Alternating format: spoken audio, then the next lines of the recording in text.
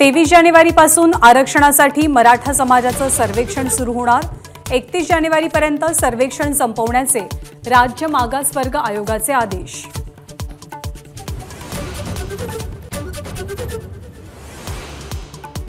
ठाकरे गटाचे आमदार राजन साळवींच्या रत्नागिरीमधल्या निवासस्थानी एसीबीकडून झाडाझडती।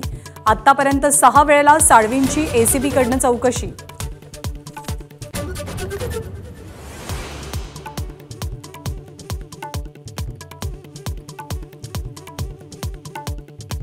ठाकरेंसोबत राहिल्यामुळे कारवाई होणार हे अपेक्षित होतं। चौकशीला सामोरं जाण्याची तयारी, अटकेला घाबरत नसल्याची साळवींची प्रतिक्रिया।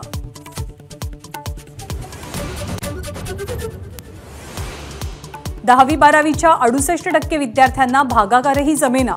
यंदाचा देशव्यापी असर सर्वेक्षण अहवाल समोर, तर 21% विद्यार्थ्यांना दुसरीतलं मराठी सुद्धा वाचता येईना।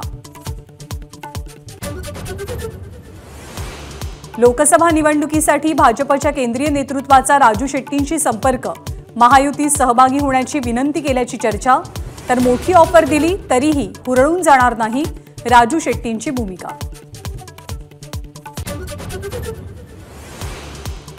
मराठा आरक्षणासंदर्भात सगळे सोयरे शब्दावरनं सुरू असलेला काथ्याकूट आज संपण्याची शक्यता। जरांगेंनी सुचवलेल्या बदलांसह अंतिम अध्यादेशाची प्रतीक्षा।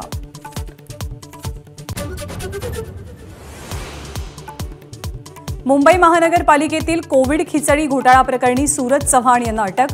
आदित्य ठाकरेंच्या निकटवर्तीयांवर ईडीची कारवाई आज कोर्टात सादर करणार।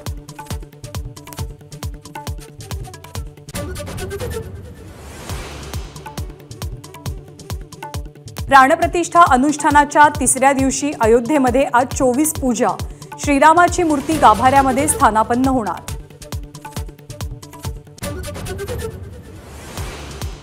नक्षलवाद्यांच्या महिला आघाडीचा राम मंदिर उद्घाटन सोहळ्याला विरोध।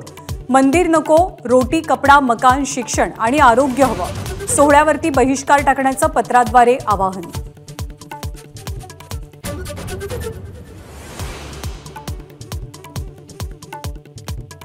जालन्यामधल्या औद्योगिक वसाहतीत 2 स्टील कंपन्यांवर जीएसटीचे छापे।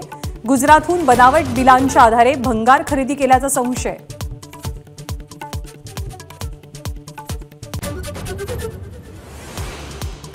राष्ट्रवादी महिला काँग्रेस अजित पवार गटाचा आज नारी निर्धार मेळावा।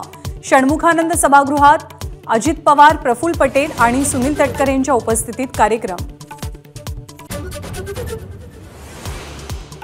पतीच्या हल्ल्यात पत्नीचा मृत्यू।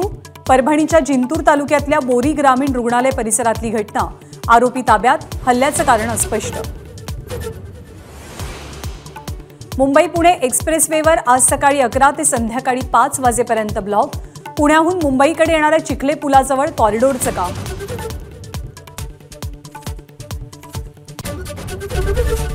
एबीपी माझा, उघडा डोळे बघा नीट।